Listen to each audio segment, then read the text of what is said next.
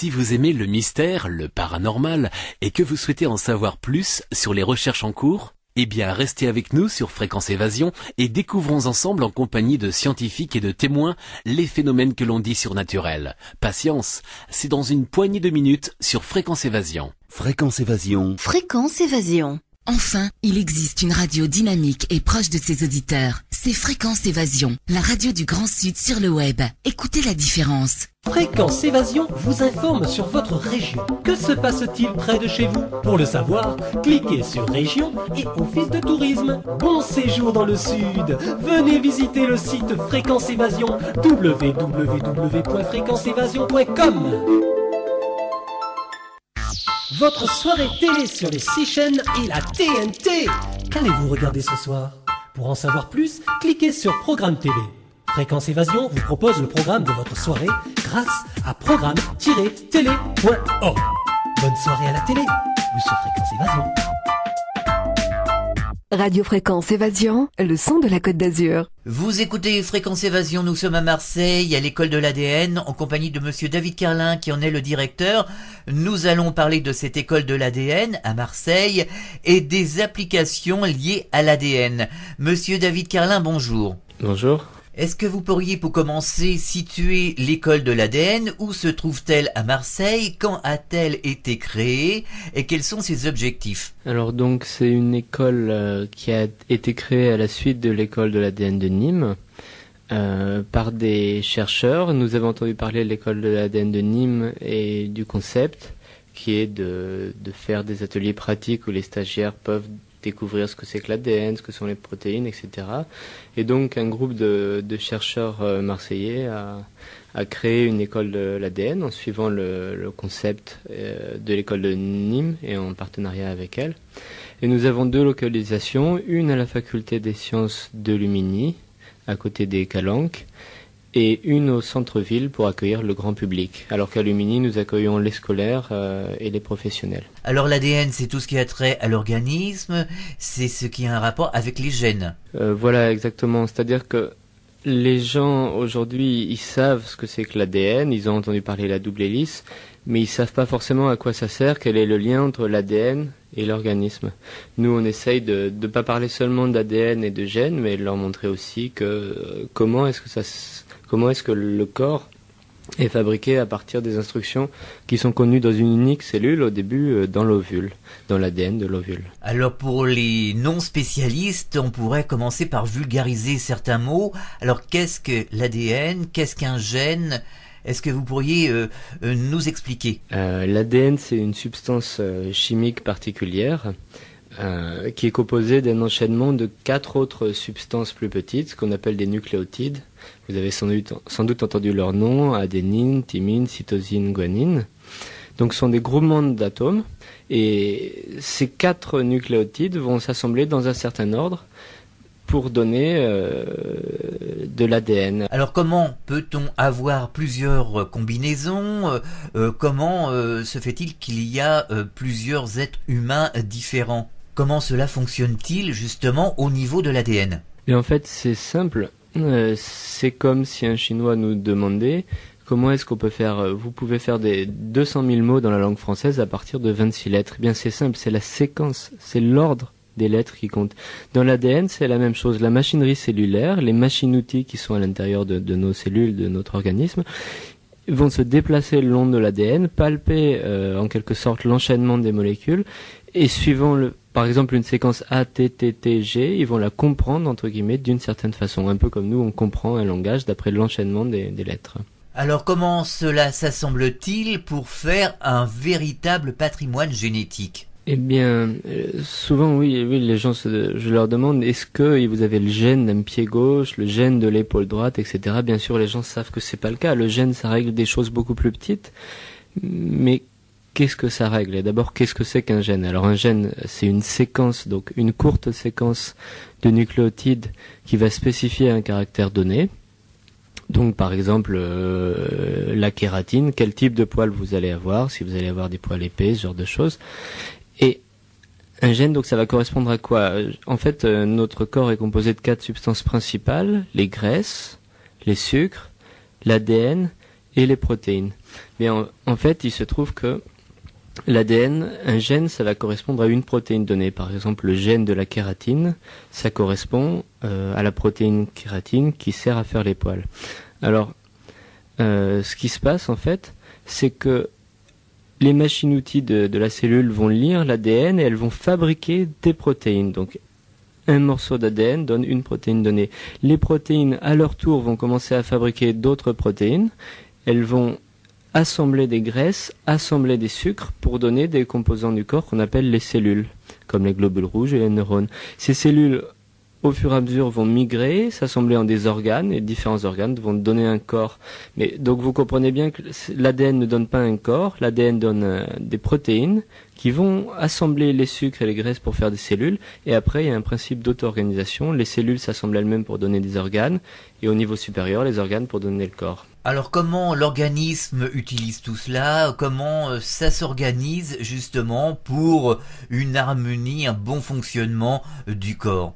Eh bien, la communication se fait par l'intermédiaire de messages chimiques qu'on appelle des hormones, par exemple. Donc, cette hormone va être fabriquée par une cellule en lisant le message qui est correspondant dans l'ADN, et elle va être transmise à une autre cellule, et l'autre cellule va intégrer ce message et va agir de concert avec la première cellule. Et c'est comme ça que l'organisme se fait, par interaction de différentes cellules. Alors encore une fois, le message global est contenu dans l'ADN. Le principal message, c'est que les protéines, ces espèces de machines-outils, fabriquent chaque cellule, mais il y a aussi encore une partie du message qui est pour faire en sorte que les cellules dialoguent entre elles. Et à ce moment-là, tout est une affaire d'auto-organisation. Une fois que les cellules dialoguent entre elles, elles peuvent former des organes, et ensuite l'organisme au complet. Alors, je suppose que les cellules ont un rôle de duplication justement pour se multiplier et remplacer les cellules qui sont hors d'usage. Voilà, exactement. Donc ça, c'est l'énorme différence avec une usine où on pourrait, vous voyez ces usines qui marchent toutes seules.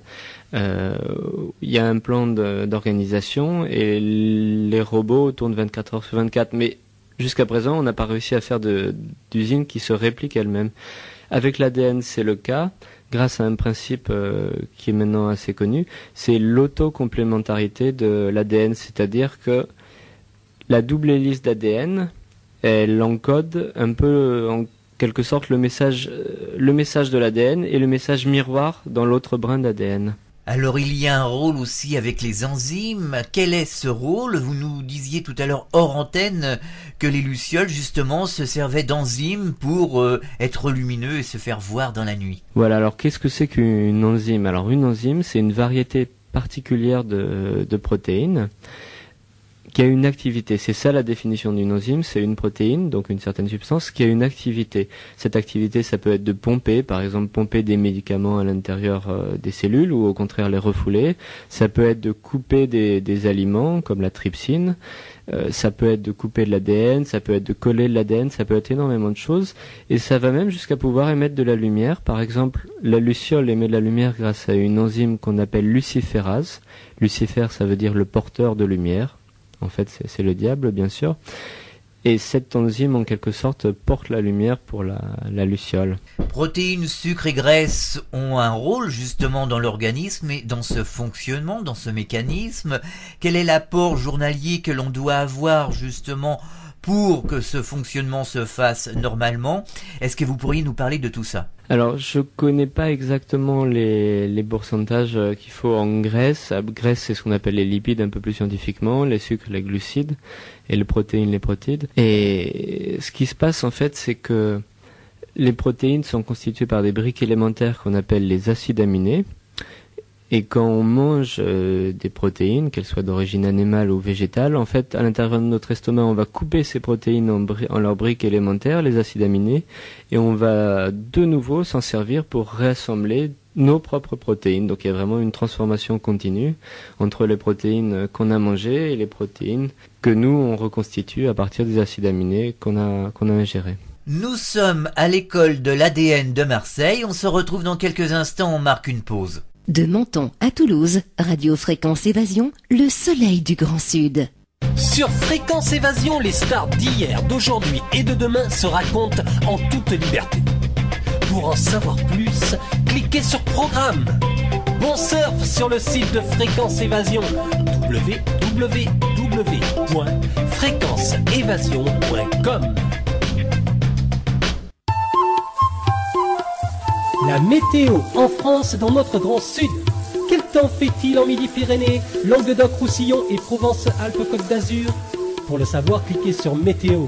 Chaque jour, Fréquence Évasion vous offre la météo grâce à Météo France.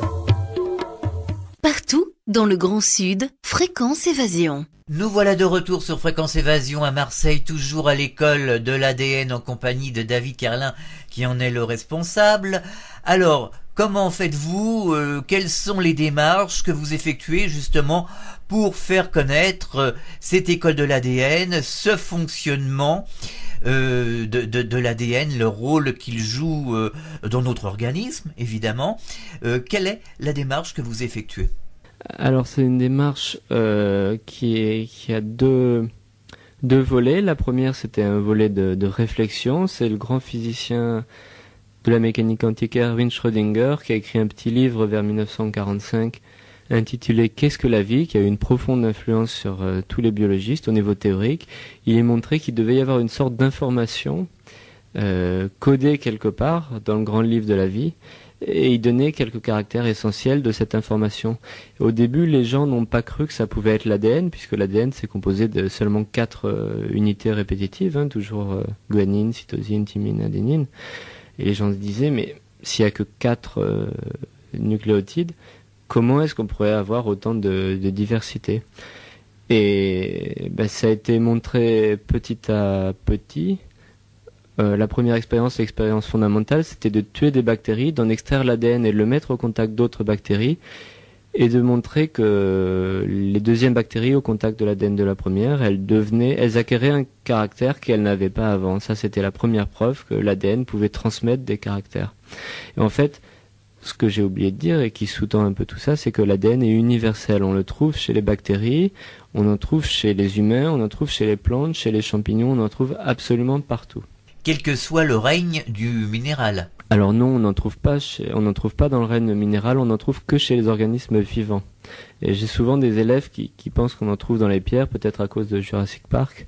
En fait, non, on n'en trouve pas dans le règne minéral, on trouve l'ADN que chez les organismes vivants. Alors, quels sont les grands hommes qui ont fait avancer ces recherches justement sur l'ADN, sur toutes ces recherches génétiques ? Alors le premier, c'est Friedrich Miescher, un chercheur allemand, je crois, vers 1880, qui a montré qu'il y avait de l'ADN partout, une espèce de substance blanche et visqueuse quand on broyait les cellules.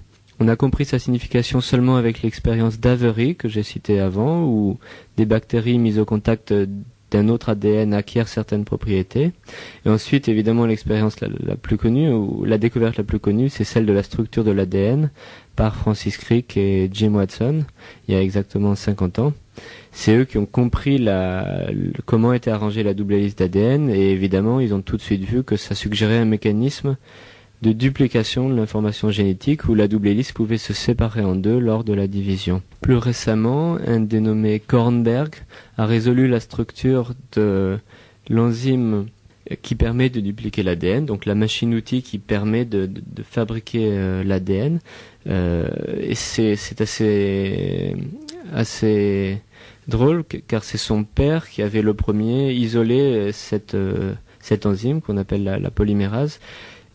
Et son fils a repris le travail et au terme d'un boulot acharné pour lequel il aura sans doute le prix Nobel, il a résolu la structure précise de cette enzyme. Car il faut savoir que les protéines ont une architecture précise en 3 dimensions. Ce ne sont pas des blobs de matière informe ou des espèces de gel. Ce sont des choses qui ont une architecture, et si vous étiez tout petit, vous pourriez les voir comme des rails, des bâtiments, des robots, etc. Ça a vraiment une architecture précise. Et maintenant, c'est la deuxième découverte.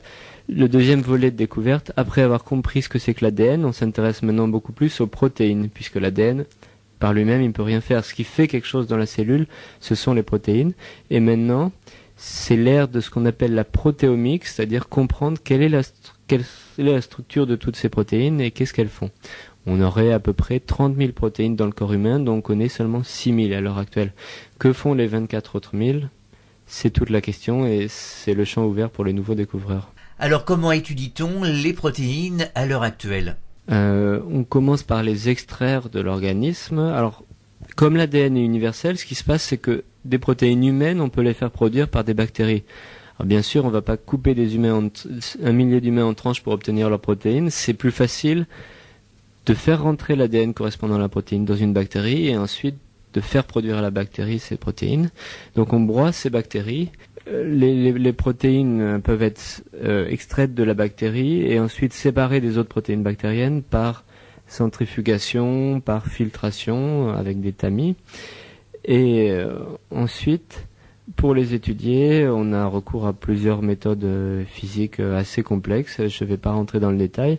L'important, c'est que maintenant, on a des grands centres de protéomique, des grands centres d'études des protéines, où ce sont des robots qui font ce genre de tâches, qui sont capables de traiter des centaines de protéines simultanément. Ça coûte très cher, c'est ce qu'on appelle la big science, mais en même temps, ça coûte beaucoup moins cher que si chacun faisait ça dans son coin. Quels sont les avantages justement de connaître ce patrimoine génétique, cet ADN, cette évaluation sucre, graisse, etc., etc. Est-ce que ça permet de guérir des maladies ? Est-ce que ça permet d'avoir une meilleure santé pour l'être humain ? Alors oui, ça permet de guérir certaines maladies. D'abord, il faut savoir qu'il existe énormément de maladies génétiques rares. Elles touchent chacune peu de gens, mais il y en a un grand nombre. Il y en a beaucoup pour lesquels on ne connaît pas les protéines impliquées. Alors il faut bien comprendre que une protéine ne donne pas une maladie. C'est quand une protéine est défectueuse qu'elle donne une maladie.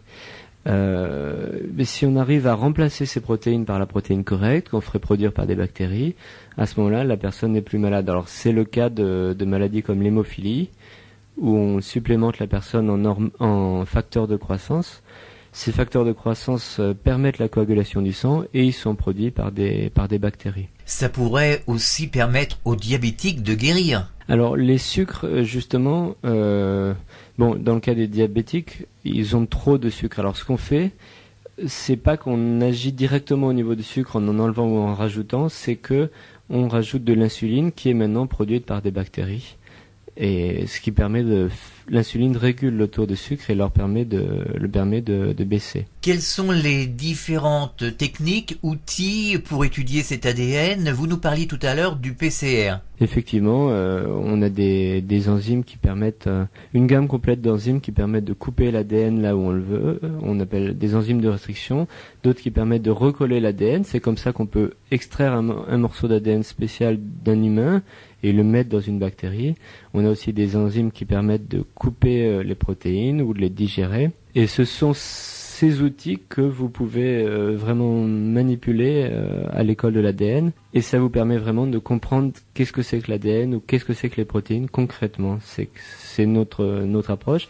Vous manipulerez exactement comme dans un laboratoire de recherche. Quel est votre rôle pédagogique ici à l'école de l'ADN de Marseille ? Alors, notre idée, c'est que tout le monde peut venir. Les enseignants de l'école de l'ADN tiennent à ce que vraiment, j'allais dire, ma mère puisse comprendre. L'idée, c'est qu'il n'y a pas trop de théorie au départ, c'est beaucoup de pratique et les gens comprennent au moins concrètement, par exemple, comment est-ce qu'on va faire des empreintes génétiques, comment est-ce qu'on va identifier un criminel d'après son ADN, comment est-ce qu'on va savoir que quelqu'un était présent sur les lieux d'un crime et que son ADN correspond à celui qui a été laissé sur un mégot de cigarette.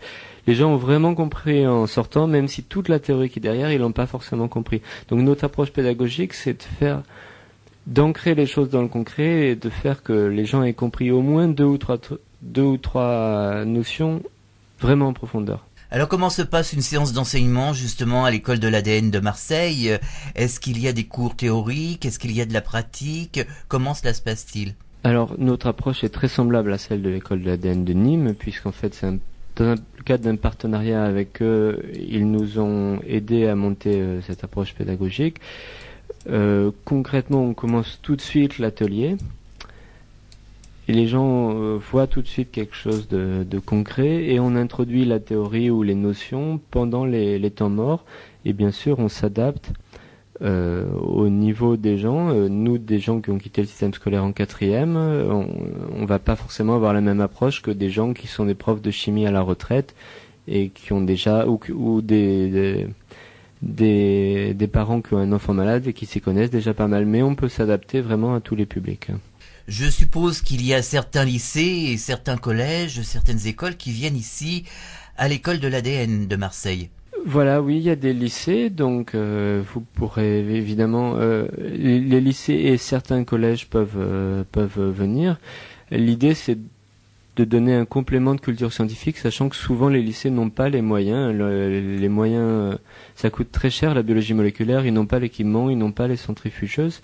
Ils peuvent venir chez nous en complément de leur cours. Et nous nous déplaçons aussi sur la région PACA. Alors les places sont chères parce qu'on se déplace une fois par mois seulement. Donc si vous avez un lycée en région PACA en dehors des Bouches-du-Rhône, on pourra se déplacer. Par contre, si vous êtes dans les Bouches-du-Rhône... Quels sont les projets que vous envisagez en matière scientifique, pédagogique, ici à l'école de l'ADN de Marseille? Oui, on a pas mal de projets puisqu'on a démarré il y a seulement 1 an. Notamment, l'idée c'est d'impliquer le plus possible les chercheurs et de servir de levier. Alors ce qui se passe, c'est qu'on a formé une sorte de catalogue de conférences où les chercheurs désireux d'aller au contact du public vont pouvoir le faire en s'inscrivant à notre catalogue. Donc par exemple, on a un chercheur qui a travaillé sur les cellules souches, un chercheur qui a travaillé sur des aliments, des médicaments produits par les plantes, un chercheur qui explique ce que c'est que le clonage, des chercheurs qui ont vraiment la volonté d'aller au contact du public. Et notre but, c'est d'aider les chercheurs qui ne sont pas dans leur tour d'ivoire à aller vers le public et de faire prendre conscience aux autres que c'est le public qui paye pour la recherche et que les chercheurs ont un vrai devoir vis-à-vis de la société. Alors justement, est-ce que vous avez un message à faire passer à ces chercheurs ? Alors pour le grand public, j'aimerais leur dire, bien sûr, n'hésitez pas à venir à l'Agora des Sciences au 61 La Canebière à partir d'octobre, et notamment pour la fête de la science, mais aussi en région lorsqu'on se déplacera.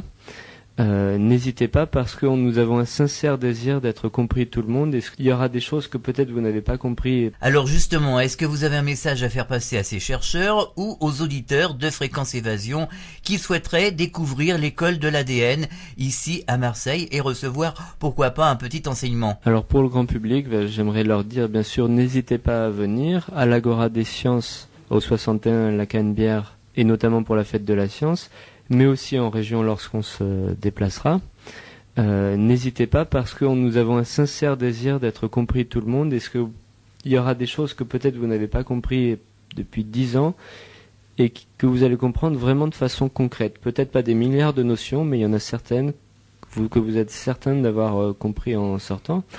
Quant aux chercheurs, j'aimerais bien sûr qu'ils nous rejoignent au moins sur notre catalogue de conférences et qui se disent que c'est leur outil, l'école de l'ADN. C'est une association de chercheurs voulue par les chercheurs et que s'ils veulent aller au contact du grand public, on leur offre les moyens. Eh bien, pour terminer, il ne nous reste plus qu'à donner les coordonnées de l'école de l'ADN ici à Marseille. Le numéro de téléphone, c'est 04 91 82 81 13 ou 82 84 70.